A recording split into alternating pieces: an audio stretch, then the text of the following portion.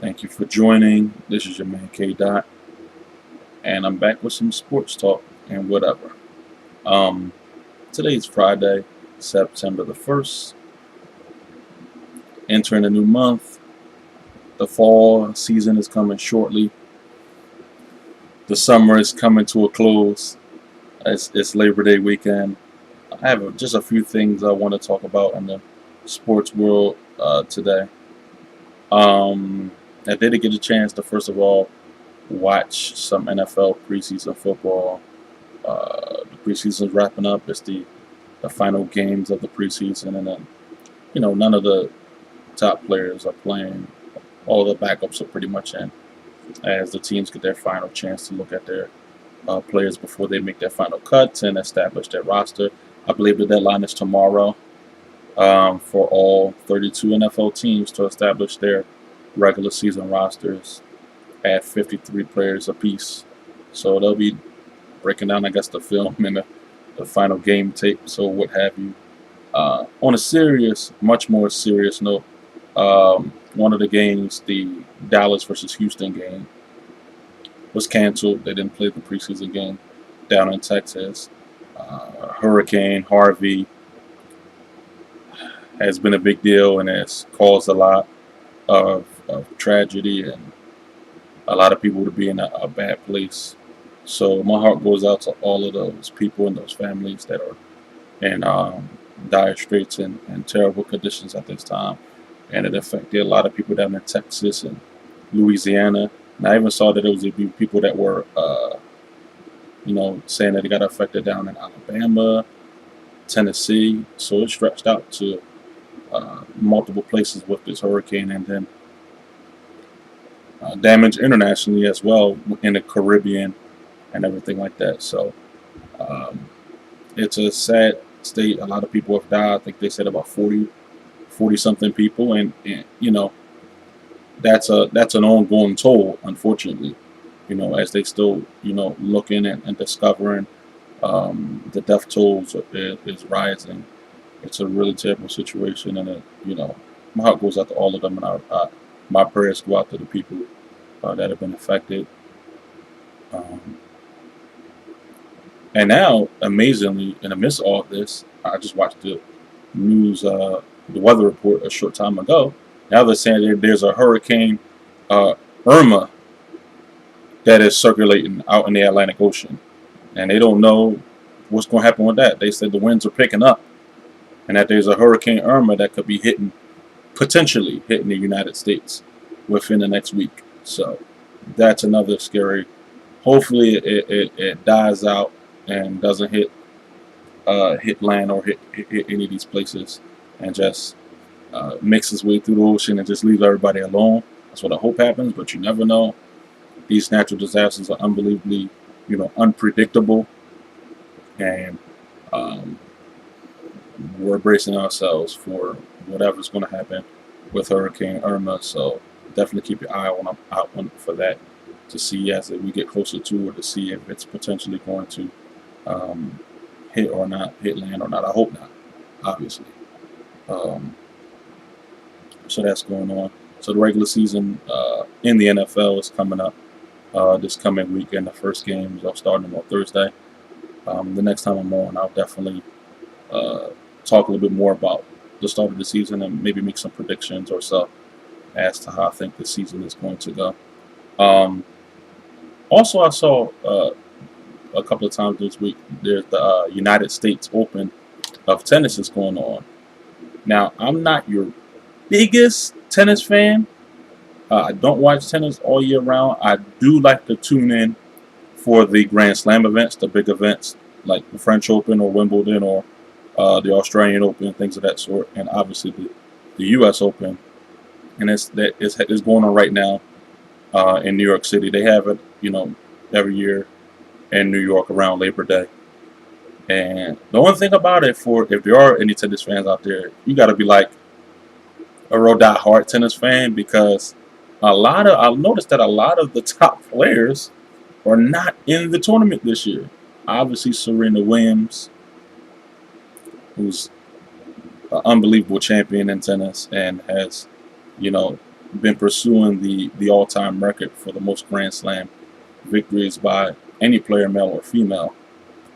She's been out because she's, preparing uh, to have a child. So congratulations to her and her husband as they start a family. But I believe that she's going to be, returning to the tour next year and continue her career. So in this tournament, I'm on the women's side. I'm definitely rooting for Venus Williams.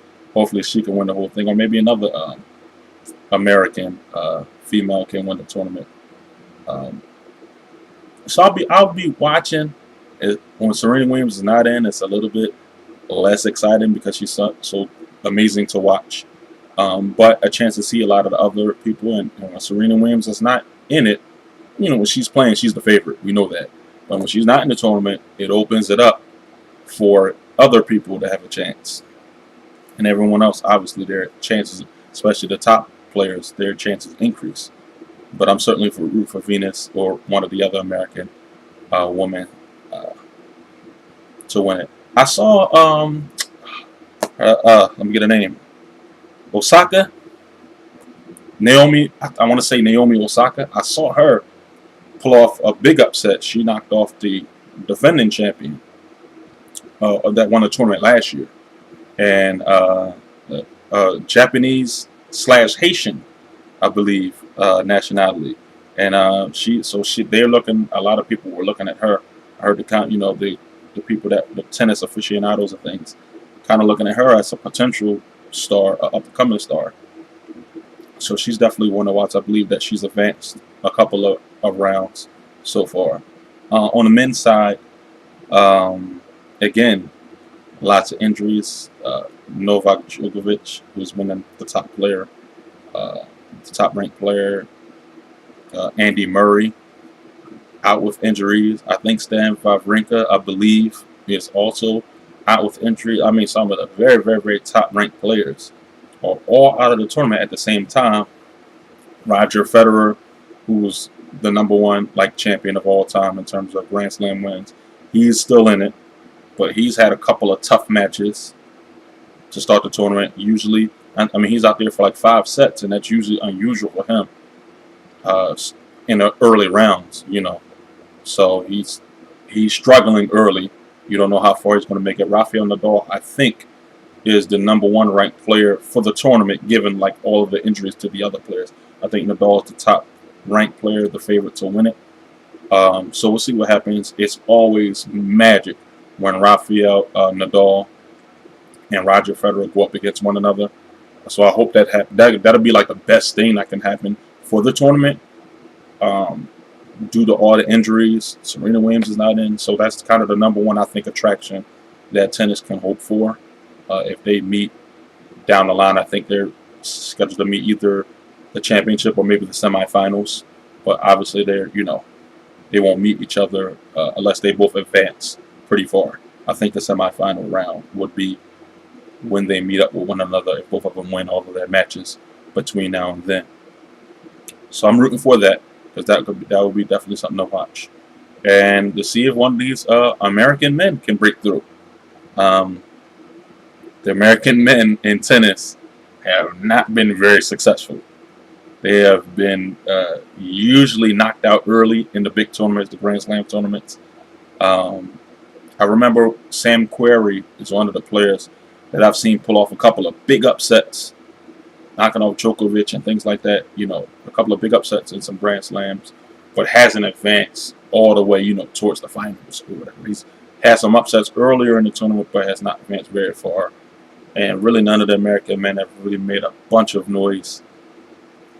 Could it happen this year? A lot of the top players are injured. Maybe. I've seen a couple of American men win some rounds so far. They're hanging out. There's still a lot of them in the tournament so far. We'll see how far they can make it. I can't predict that they're going to make a big run. I think Andy Roddick, is the last American to win a Grand Slam tournament. That was a long time ago, maybe 15 years ago. Roddick won the tournament, and since then we haven't really had a lot of American men be very successful. And we've seen Nadal and Federer and Djokovic Andy Murray really take over and pretty much win almost every tournament. For a good number of years, like maybe a decade, they were winning all the tournaments. And now some of the other players are starting to get a shot at it as Nadal and Federer get towards the end of their careers, and some of the other players are getting a chance to, shine and move up the rankings and get their shot at a Grand Slam. And with this tournament, this is a better chance as any for one of them, with so many players injured, and maybe someone can try to pull off the upset against Nadal or Federer, who definitely the top players, certainly the top names, and probably the top players that are favored to win the tournament that are here. So that's going to be something that I'm going to tune in and watch. I want to see if there's any new stars. I do like to watch the Grand Slams of tennis, so that's fun. Hopefully the rain stays out the way. Here in the East Coast, I'm in Philadelphia. Here in New York City, these type of places, definitely rain kicks in.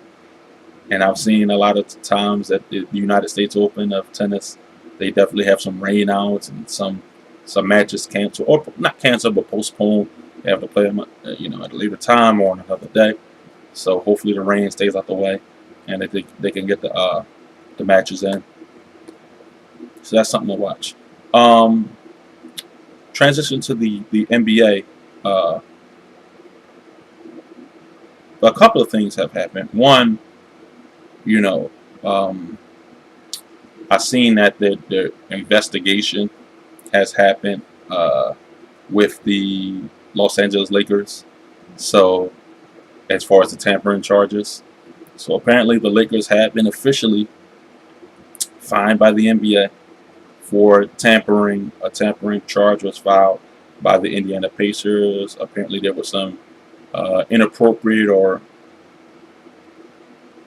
there was some contact made to Paul George, who was with the Pacers last year, and they just traded him to the Oklahoma City Thunder.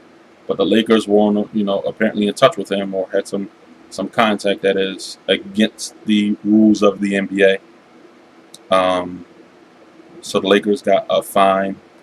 It was, I think, $500,000 fine. So it's a husky fine. It's a hefty fine. They usually now, in terms of the actual money, it's no big deal to the Lakers. They're such a huge franchise, and they make so much money. $500,000 is like ashtray, glove compartment, fall under the bed pocket change for them. But in terms of the fine as it pertains to comparing it to other fines that have been doled out over the years, it is a husky fine. $500,000 is a big deal. So it's I guess a little bit more than a slap on the wrist with the Lakers. In terms of the actual money, I mean, that's $500,000. That's a lot of money. So apparently there was a fairly serious violation on their part. And when this story first came out, I kind of predicted that the NBA wouldn't be able to fine anything and that there wouldn't be a fine. I was wrong on that note, but what I was right on is that when they do fine them, it's not going to be something that's going to damage the franchise. And I think they put out like a public statement apologizing for the wrongdoing, whatever. If the general manager comes out and says, we were wrong, it won't happen again, whatever. But what didn't happen, and I certainly predicted if they were caught of any wrongdoing, accused of, if it was verified that they did something wrong, that it'll be a fine. I imagine that the NBA would not step in and do anything that would cripple the franchise, because there's some other levels when you get in trouble. There's some other levels to what could happen.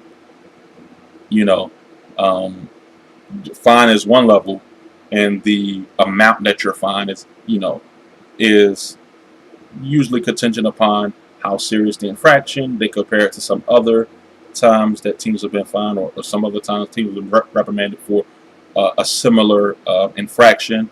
But also, there was no suspension. Listen, somebody could have suspended, whether it's the GM, whatever, whoever, somebody could have been suspended. It could have been that.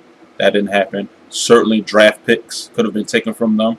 That has happened in the past for tampering charges. So none of those types of things that happened that will really affect the franchise in terms of their on court.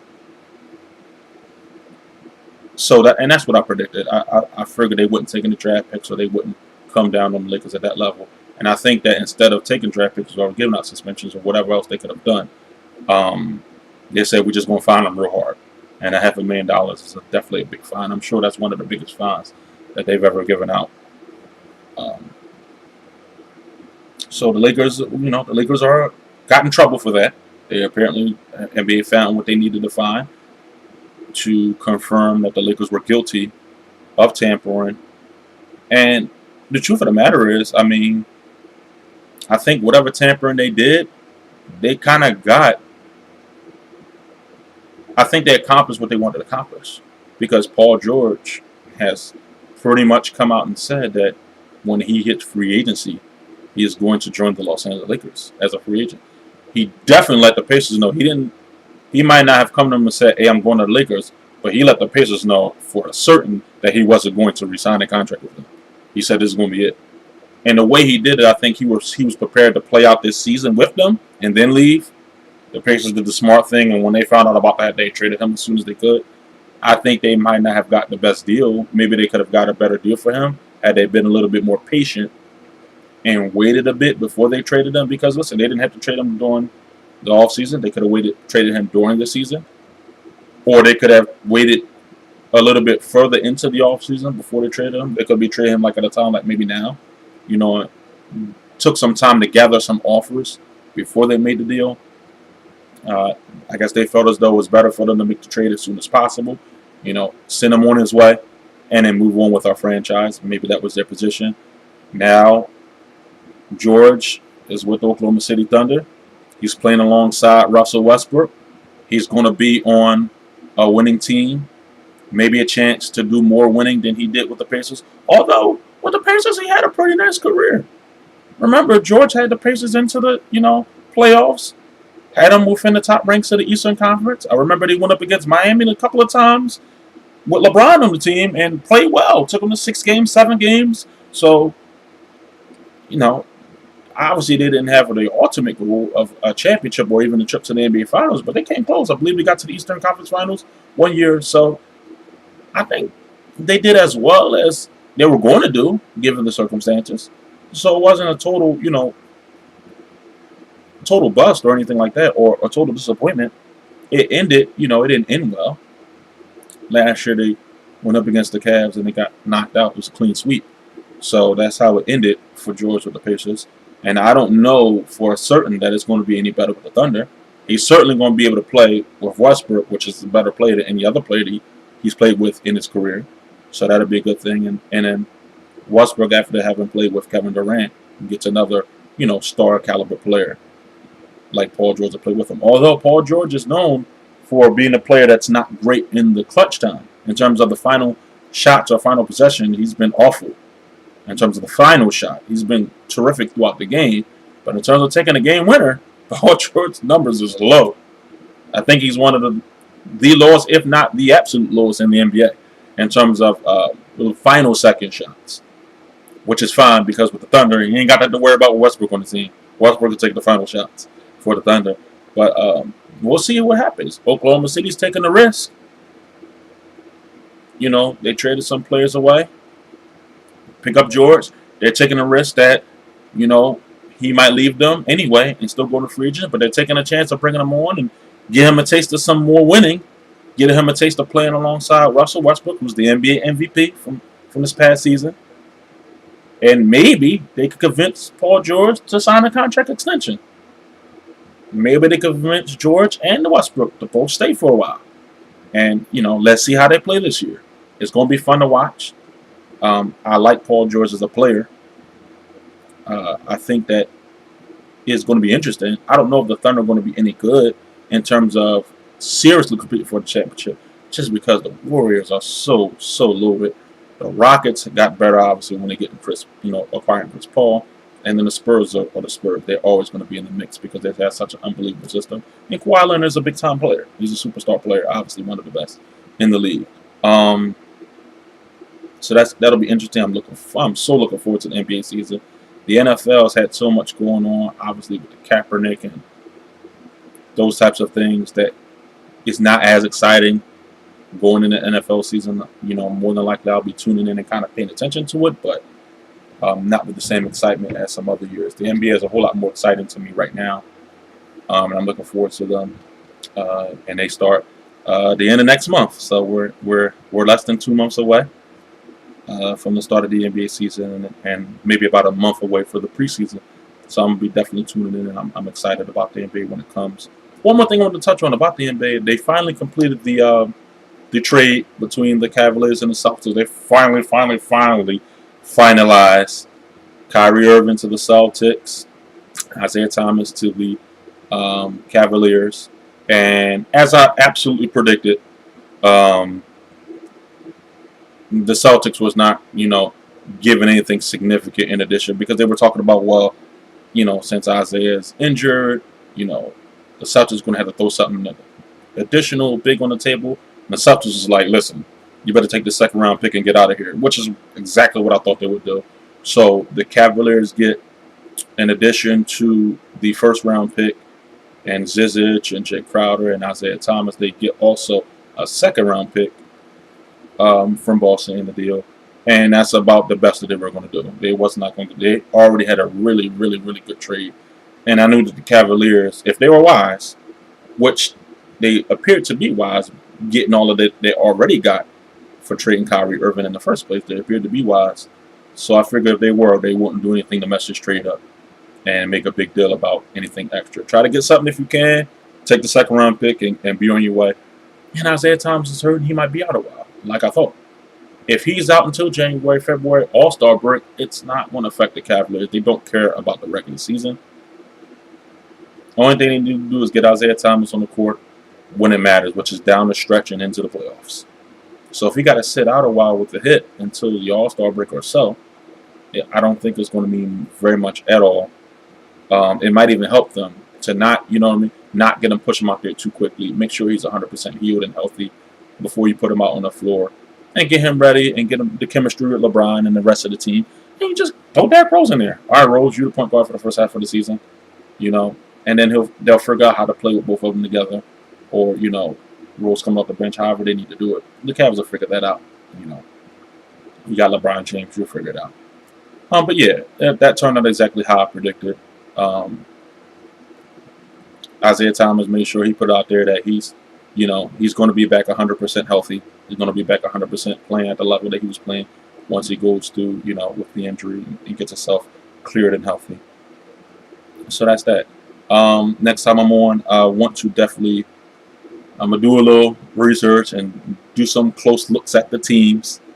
And I will definitely want to take a look at the upcoming NFL season. Are there any transactions? There's going to be some transactions. What players are cut? What player picked up? I saw Joe Hayden was let go by the Cleveland Browns. He was a top-notch draft pick for them. They let him go. I think he went to the Steelers. There are going to be some more moves just like that. Veterans are going to be getting cut because these NFL teams aren't paying these big salaries for players that are not going to be, starters or not going to be major contributors for the team. NFL, they're a very cutthroat business with their salaries. They don't have the guaranteed salaries that they have in baseball and basketball, and I think hockey as well. They don't have those guaranteed contracts, so, or at least fully guaranteed contracts. They have your signing bonus, but they don't have the fully guaranteed contract throughout the length of the deal. So because of that, guys get cut every year. We know the deal in the preseason. If you ain't making the team, or if you're making a little bit more money that the team is willing to pay, they're going to cut you and put a young guy in there. Put one of the rookies, put one of the young guys that are making a whole lot less money in there, and allow some of the veterans to kind of move teams in their later stages of their careers. So we'll see what happens. It's going to be that. And we're going to maybe make some predictions, or definitely take a look at the landscape and see what it looks like going into the season. So we're going to be talking a lot of NFL next time I'm on, and whatever else is going on in the world of sports. Thanks for tuning in. Hope you tune in next time. Peace and love.